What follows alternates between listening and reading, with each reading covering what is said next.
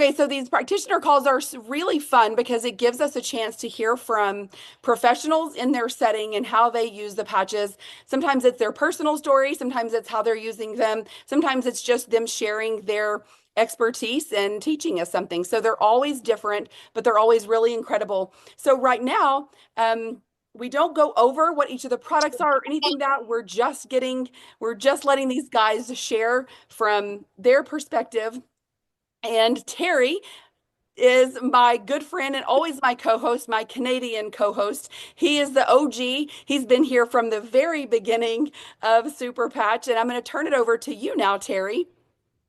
Wow, thank you, Ricky. Yeah, we're so excited to have everybody on this call, and it's always a real pleasure to work with Ricky James and Carolyn Dow, and the Cool Prophet has been in this group as well, contributing, and to all the practitioners that are here. We really appreciate you taking the time to spend a little bit of time and share some stories, educate us a little bit, and explain why you decided to link arms with this phenomenal technology in this company. So, Dr. Anna Toker. Well, Dr. Anna Toker is an award-winning and renowned board-certified colorectal surgeon in the Dallas area.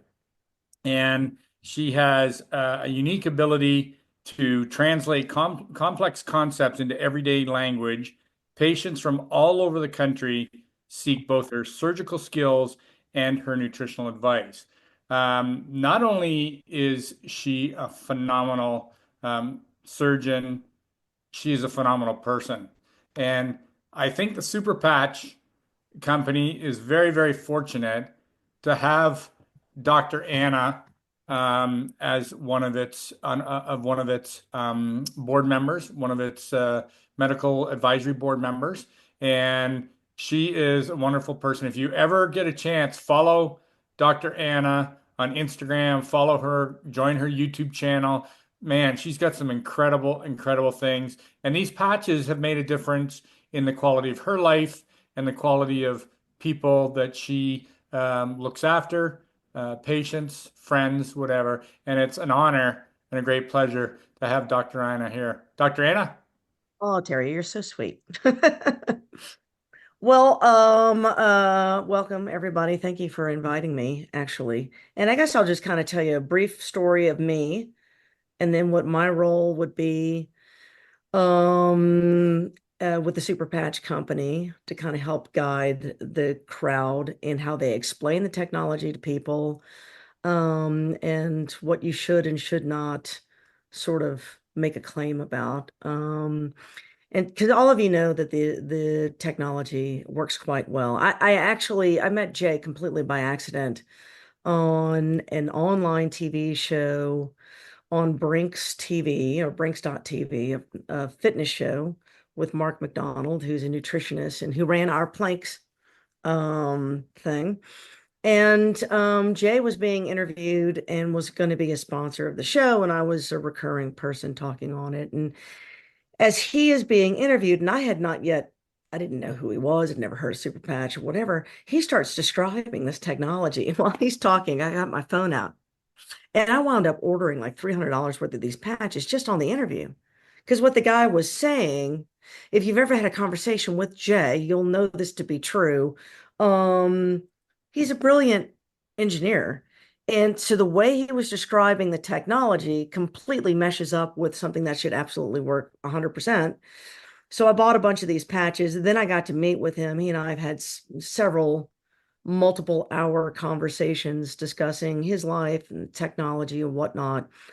When I got my patches, the first one I used was the pain one, because I was debilitated from psoriatic arthritis and was looking at maybe losing my practice because I couldn't move. And it was shocking how well that worked, which means if it's working on me, maybe it'll help my daughter's anxiety and maybe it will help this. And ultimately, what I wound up doing is designing a protocol for my patients and enhance.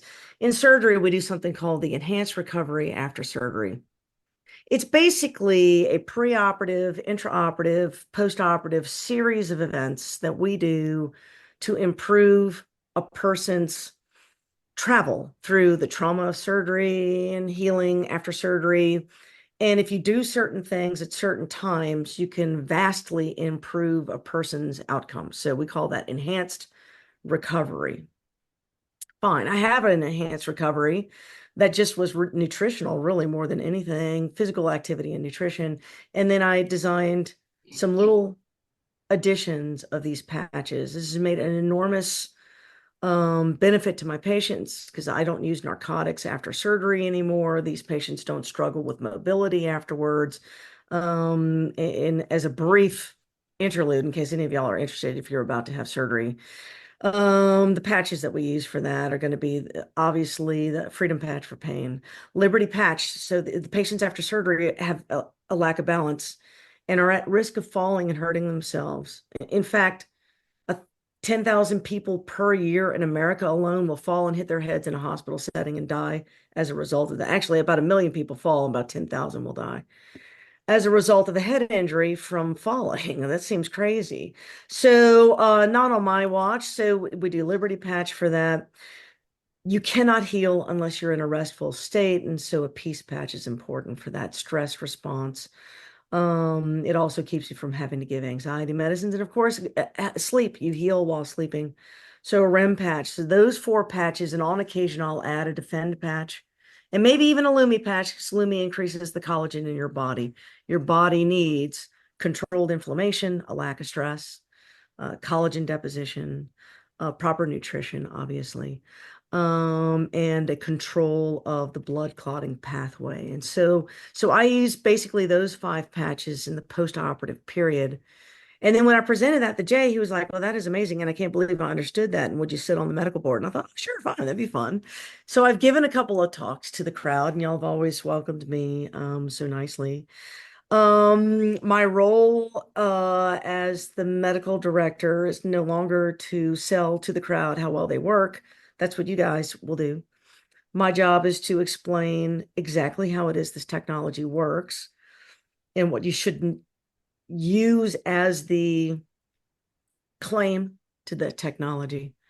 So the steps of how this works, because it is not placebo and it is not magic, and we know it works based on a couple of things. The first is on Jay's original, when he designs these patches, he does so using a 3-dimensional EEG. And I'm sure y'all have all seen that in action, where you can see the parts of the brain that are not quite in balance, like they're out of whack. So balance would be homeostasis. And so that would be the green part on that 3-dimensional map. And then anything that's out of balance, working too fast, working too slow, will show up as either yellow or orange or red or something like that. So that pictographic EEG makes life real super easy for the simpletons like me who do not know how to read an EEG. That is proprietary information, which he'll never share with anyone, how he programmed a computer to interpret those EEGs in that way. But this is how the first way that you know that it works, because you can see a part of the brain turn green based on something on the skin. The second issue is that we do these placebo-controlled trials. In fact, we're getting ready to start one in my clinic on balance in particular, with the hopes that 10,000 people per year do not need to die from falling in a hospital setting. And I think something like Super Patch, there's nothing proactive that you can do to keep a person from falling. There's like no known medicine you can give someone other than strapping them to their beds. And even that doesn't help because people have to get up to use the restroom, or they wiggle out of that in the middle of the night. They get confused. And so this is the perfect opportunity for our technology. And that study is IRB approved. We're recruiting patients, and we'll have hopefully an answer by our next meeting in January, I guess, when we meet again.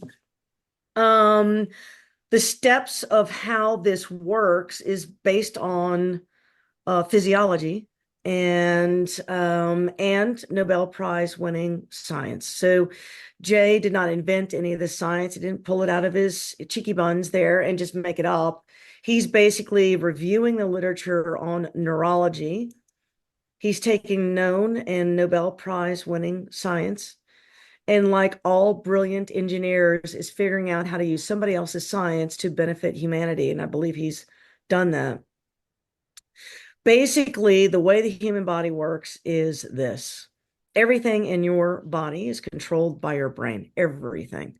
Um, just us standing upright, us being able to breathe, our heart beating, your blood sugar control, your blood pressure, temperature control, blood clotting, your immunity. Like there's no aspect of your brain, whether it's hormone production, the wakeful state, the sleeping state, anxiety, your emotions, all of these things are controlled by the central aspect of your brain. It's a primordial part of your brain that heads up what we call the autonomic nervous system. And the first lecture I gave for Jay was one that kind of explained the autonomic nervous system falls into two categories. There's one that is kind of the fight or flight, right? So you're under stress, and this is your body's ability to combat, run away, fight. It's the stress response.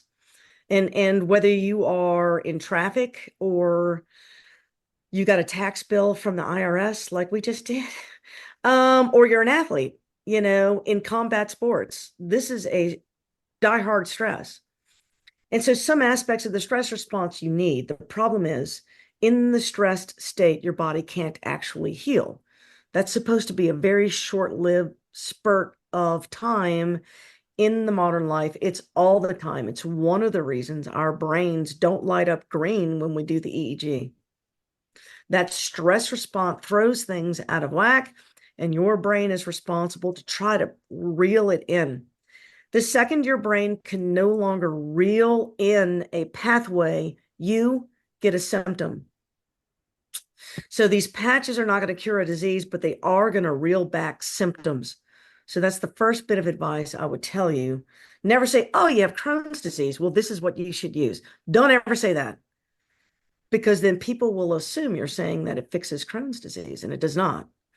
But what you can say is, well, your belly cramping is part of a stress response, and you might find that that feels better if you use a peace patch and a liberty patch, because those things will help vagal tone and your stress. Does that make sense? So symptoms are what we're treating. So that's the first bit of how the brain works. The second pathway is this parasympathetic pathway. Everything in your body heals and functions normally when you're in the resting state, the parasympathetic state. So if you're stressed all the time, how do you get your body into a parasympathetic state? That's the real problem. And right now, the only known ways of getting your body into the parasympathetic state would be drugs that don't really, there's so many side effects to drugs that force you into that parasympathetic state that they're dangerous. You can meditate. It can take years to learn how to meditate in this way. They do have, and a lot of people, y'all have a watch, a little biometric watch where you can control your breathing, you can control your pulse. That's called biofeedback. There's some devices out now that are called neurofeedback, where like you wear it on your head. It's like a mini EEG, and you can kind of, it makes you like blow up and down a little balloon size with your brain. Essentially, what it's doing is trying to teach you how to ramp up the parasympathetic and calm down the sympathetic. Now, that's awesome until you stop the deep breathing and until you stop doing your meditation, or until you wake up at night. All of that goes away. So there really is no known way until Jay Dallowall to put a pathway into that restful state without you having to do anything. So it's a biofeedback physical therapy device that does not require you to learn or interact with at all, as long as it's making contact with a piece of skin that has good sensation. And as long as you don't have a deficit, like you had a stroke, or maybe you have a severed nerve in your back or something like that, then this signal will get to your brain. Okay, so this patch works as a biofeedback physical therapy device. and you do not have to interact with it, unlike any other biofeedback device that is on the market. And the way it's going to work is this. It's going to go onto your skin. Each and every one of those devices has a particular pattern on it, and that particular pattern will determine how far into the brainstem the signal is going to travel. And I'll explain kind of why that's important in a minute. But okay, the patch hits the skin. The signal is very, very fine. If it were any more prominent, the rest of your brain would recognize that it is there. It would be annoying. It has to be a very fine signal so that you're not consciously aware that it is present. Okay. And that fine signal is going to wear out over the day, which is why the patch only lasts about a day. And the second you get anything between your skin and that patch, that signal is going to disappear. So it's important that it sits well, and it's important that it doesn't crinkle off, and you don't cut it, and you can't put make it last for multiple days. You can't peel it off and put it back on because you'll destroy that little signal. Okay. When it touches your skin, anatomically, what is happening is in your skin, there are receptors that will take vibrational energy, right? To the vibration thing the other doctor talked about. Vibrational energy, and it translates it to electrical energy. This is important. You are getting vibrational signals from your entire environment. The earth right now is sending a signal to you, even though I know you can't perceive it. But if you were in outer space and away from it, you would get sick because of its absence. You have to have these vibrational signals are critical. Okay, well, your body also uses that to communicate with its environment so you don't fall on your face, or so when a spider touches your skin, you can screech and then run away and get it off your skin. These signals will go from your skin, convert to an electric signal, which is going to go up a sensory nerve. And that's all sensory nerves of your body are going to make it to your spinal cord. The back part of your spinal cord is called the dorsal column, and it is responsible for your balance. Your proprioceptive balance starts in that posterior column. Okay. Then it goes up your brain, and then it hits something called the medial lemniscus, which is kind of at the base of your skull. And that's where the right side and the left side kind of cross over. This is why your left brain controls the right side of your body, and vice versa. And then from there, it goes forward into a part of the brain called the thalamus. And in front of the thalamus is the hypothalamus. In front of that is a prefrontal cortex. And then behind all of that complex is the cerebellum. And slightly lateral to all of that is going to be basically an organ called the amygdala, which is part of the hypothalamus. Why is that important? Well, if you want balance, then you're going to want a signal that stays kind of in that posterior column and then goes backwards to the cerebellum, because this is your body's balance center. If you want to sleep, however, you want that signal going a little bit more forward to the hypothalamus. If you want to focus, it really has to go forward to the prefrontal cortex. And if you want to get rid of anxiety, it's got to go kind of in the middle and out just a smidge to turn off the amygdala, which is the thing in your brain that ruminates over bad things. This is where a lot of us get our stress from. And so each one of these patches has a signal that penetrates ever so differently through the brain. You can see that on the EEG. I know he's never outlined that when he's talked to y'all, but I can see it when I see even these very old EEG videos that you guys have.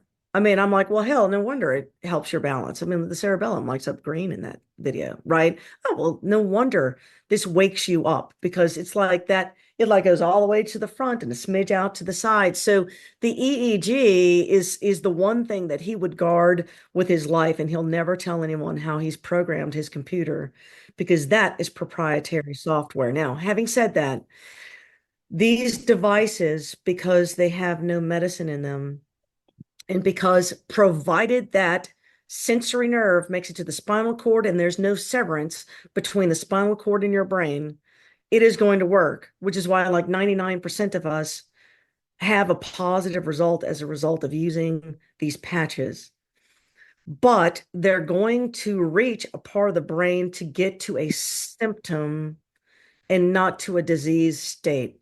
A disease state is a series of symptoms, so like a diabetic has a lack of balance, but then they also have blood clotting issues, high blood pressure. And so there's a number of different symptoms in the disease state that we call diabetes. So I would say, as someone who's on the medical board, that it's most important that you remind people, look, this is for a symptom. The second you take it off, it's gonna stop working. So it's not gonna cure anything.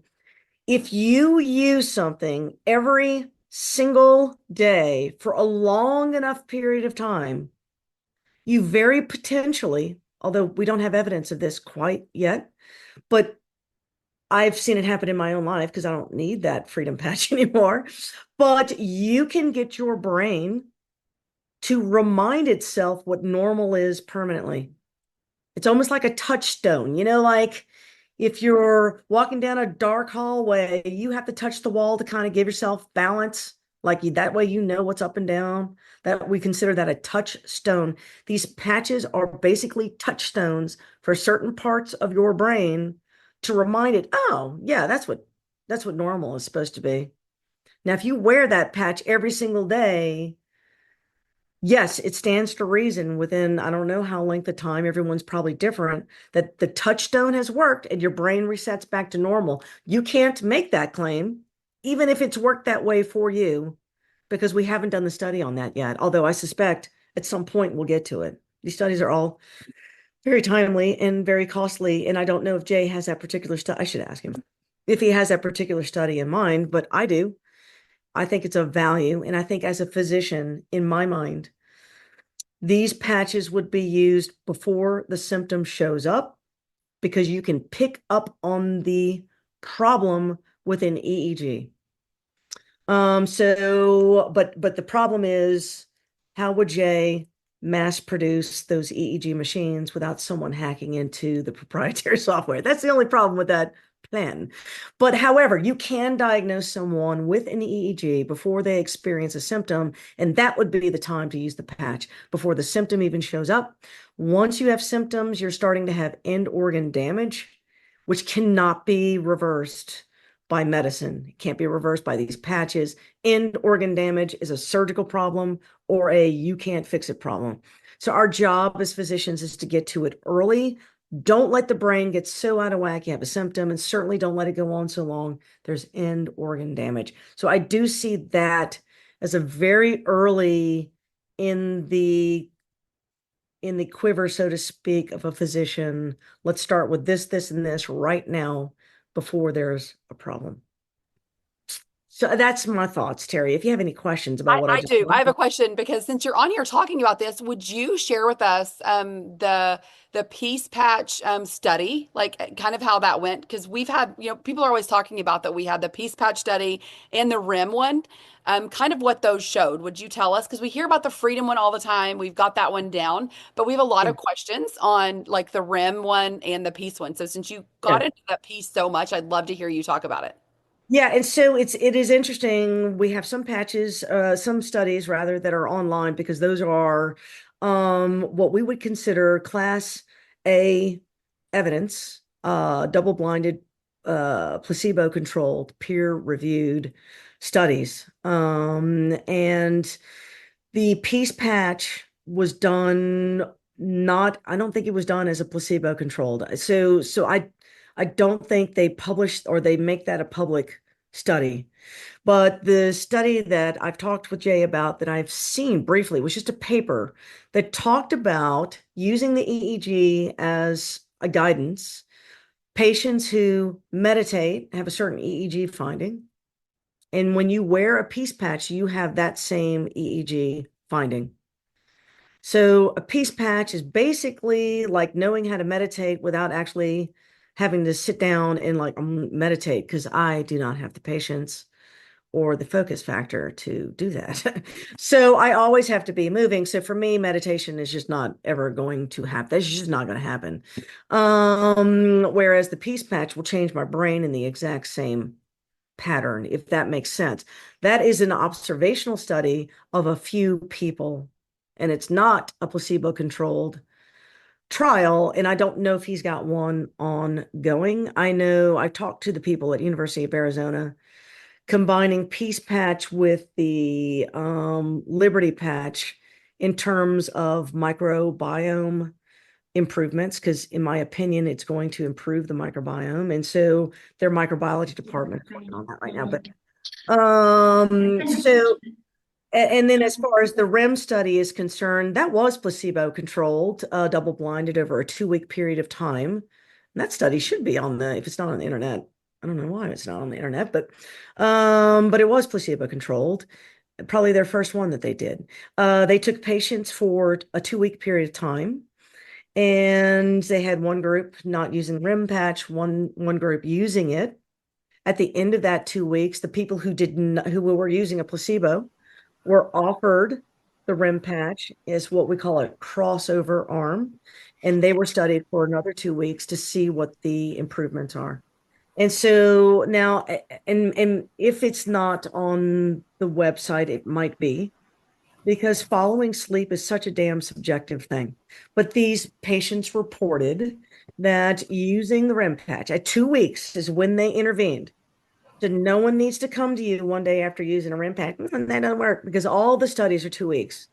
The study that I'm getting ready to do for balance is really only going to be 7 days. Why? Because we can show instant improvement in your balance by putting a patch on you. This is the balance study that they're talking about. There is a scientific way to study that balance other than just pushing people over, that gives you numbers that they actually use in Europe to determine your risk for falling in the hospital setting. So we're going to show before patch, after patch, using that Medtronic device. That way, it's not subjective. You can't say you're faking it. I mean, it's measured, and this is how hospitals in Europe actually study this problem. But in sleep, it is still a subjective thing. How long it takes for you to go to sleep. It was studied after a 2-week period of time, and it did show wearing a REM patch, you sleep longer, you sleep better, you go to bed sooner, or your eyeballs fall asleep sooner. Okay, So no, those that's awesome. And I'll look at that again, because I swear that our piece one that was released or in the end of 2024 was a clinical one, because or isn't that the one the World Congress of Psychology accepted? Um I'm fairly certain. And then it was featured in Mexico City at that convention. maybe I Maybe. I put don't it out know. there. Maybe. I I mean, don't know. That's awesome though. Thank you so much. Like this is yes. What we got published, I know what and I reviewed that for Peter as part of the peer review process, but was a very important what we like to call in science, you would like to have peer-reviewed papers, and I'm writing one right now for the company. You want to have several peer-review papers out there that review the literature, that give a rationale to use. Because physicians, when they look at studies, number one, won't even engage in the study. You can't get an IRB board to approve a study unless you've got a rationale for use. It's very difficult to do. And physicians like to see that rationale for use. That way we're not wasting everybody's time. So the study that was published right as we did the Orlando meeting, that was all the hullabaloo, was not a peace study. It was a rationale on the piezoelectric response and how this technology taps into the piezoelectric response. And because the piezoelectric response is a known pathway that improves EEG findings by way of biofeedback, these patches patch into that piezoelectric response, ipso facto, boom, boom, rationale of how this patch now helps your brain. Does that make sense? So that was the study we were talking about in Orlando anyway. Yeah, no, that's amazing. There were, I think, a little group of them maybe released at Maybe. one time, but I will that is I will incredible. have to look. I will have to look because I hadn't Yeah. seen that one got published, but I could be wrong. I could be totally wrong. And you know what? I could be wrong too, but Terry, do you remember or do you know what? And someone in the comments is putting, yeah, I know it was featured at the World Congress of Psychiatry, Yeah, I and know it's out there. I just hadn't seen it published, and I thought, well, maybe it's yeah, you not there, want to be, which is why I didn't want to make comment. But yeah, You know, but the thing is for me, yeah, it just basically in a very effective scientific way just shows how powerful our brain and our skin connect, and how these patches are basically that body brain connector to get things back online again. And I've often said to people, as you said, that you got to give your body time. Um, because you didn't get the way you are overnight and you're not going to heal it overnight. But the body has an amazing capability of correcting things. And it we've does. seen it, through neuroplasticity, we've seen it through a number of things, and just the body's ability to heal with a broken bone or a cut or whatever. And we just know that, by stimulating the brain with the right messages, that this is a process, not a pill. Yes. And Physical therapy, Terry. It's physical therapy. mhm, And this is absolutely. why this is an FDA registered device and it's not FDA approved. FDA is never going to approve a physical therapy device. It's not required. So it's a class one physical device is like a Band-Aid or an ACE wrap. It does not need, nor will it ever be done because the FDA does not grant approval on Band-Aids. You just register it and as it becomes sort of like a registered device. You cannot do human studies without registering the device. It's one of the main reasons it's registered. And this is how I know the competitors who have patches out in the market um, aren't doing human placebo-controlled IRB Hmm. guided studies because Yeah. they don't have FDA registered devices and that Mm. you can't do an IRB control study. And for people out there, IRB just means study controlled by the World Health Organization, and the Stockholm after World War II put a list of things that you can and cannot do in human experimentation. The Canadian system and the American system will call this a review board process where people go over everything, and unless you can show that you've registered what you're talking about with the federal government for safety purposes, you can't even proceed with the study. So Hmm. that's why it's a registered device. And so for anyone who says, yeah, but it's not FDA approved. Well, yet neither is a Band-Aid, for goodness sakes. And it won't be. An FDA class one device means that anyone can use it with no education. It has zero risk to a human being other than maybe an allergy to the adhesive tape. It is the safest thing you can do to a human being is a class one FDA device. And that's what these are. Hmm. Which is Okay, so actually, so last question, because we can't open this up because now that we have you here, everybody would ask you a million questions. But I do think something that I get a lot of questions on is kind of like people asking, what's the difference between liberty and victory, something like that. The whole point of this, and you explained this so brilliantly earlier of showing they all connect to different neural pathways in the brain. Would you just explain that really briefly for us so that they all work synergistically really beautiful, right? But they're yeah, all different. They're hitting actually different areas. correct. And so and I don't know what the pattern looks like. Of course, Jay's never going to tell us. And so I don't know what allows one pattern to go whoop, straight to the front of your brain like a focus patch. It's up here. Whereas one will linger back by the cerebellum. I don't know what allows that. It's something in the way the pattern looks. And of course, that's proprietary information. But when you read the little thing on the patch of the symptoms that it's improving, rest assured that's the part of the brain that this thing is going to ruminate in and really talk to. right? So the Liberty patch kind of sits more in the central aspect of the brain. It's going to, because it's going to help control vagal nerve response, and is why Jay considers it the IOC, the control alt delete of your brain or whatever, because it's hovering right there in that medullary area, the oldest part of your brain, and then it tickles a little bit of the cerebellum, but it really hits the dorsal column, which helps you with your balance, and the medulla of the brain, which helps control the vagus nerve and some of these more central aspects of your brain.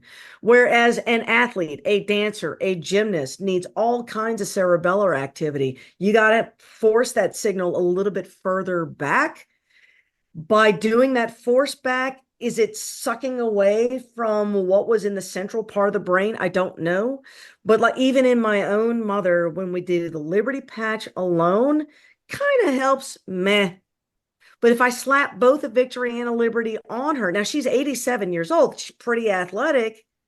When you put both of them on her, all of a sudden she's like, yes, now my balance is better. And it's just you needed more spread. Do you know what I'm saying? Like I like my focus to be a PC focus, right? So when I operate, I wear a focus and a piece patch.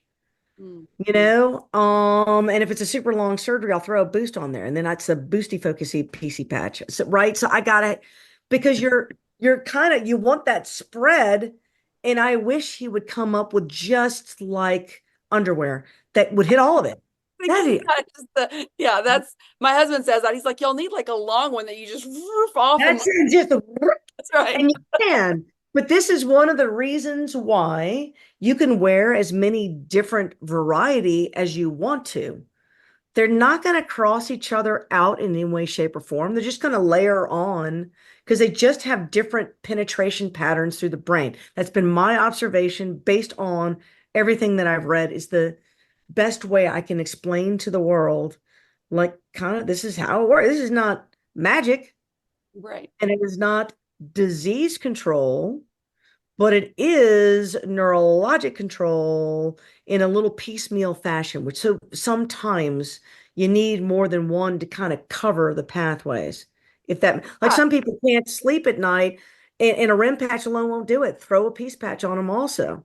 Or kick the it, right? REM, If they're having repetitive thoughts or something.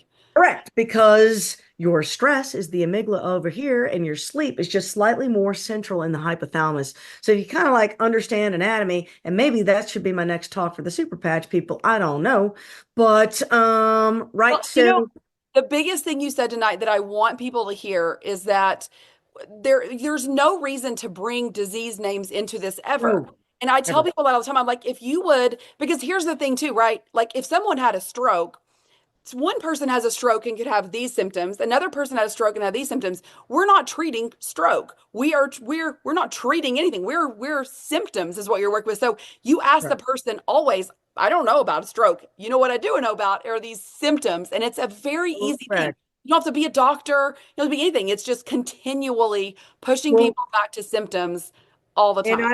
I will also say, and it depends, like if you're in a state like Texas, physicians take this very seriously. The second you use a diagnosis and follow that by words that are designed to treat you, you are now practicing medicine.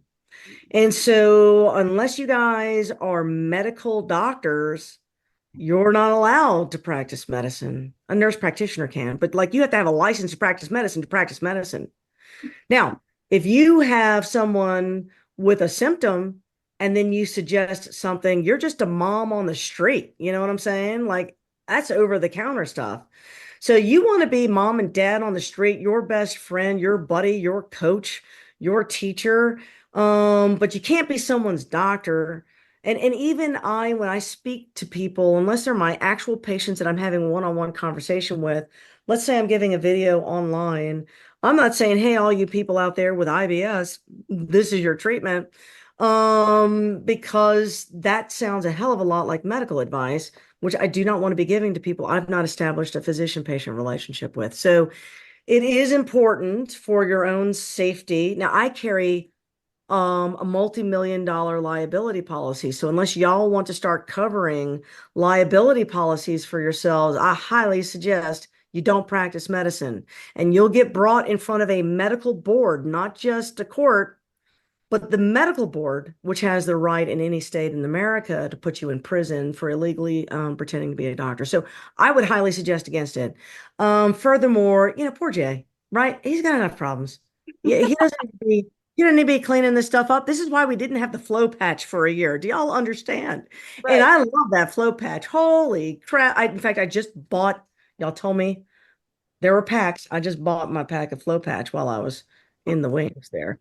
Yeah. But a poor claim like, oh yeah, this is going to cure MS is what can like torpedo what truly might be one of the greatest medical inventions of our lifetime, as simple as it may seem to look at a piece of plastic. It doesn't even make any sense, but the way its simplicity is genius. I call it alien technologies. It's truly the way the human body was designed. And it just took a friggin' genius to put point A and point B together. That's all.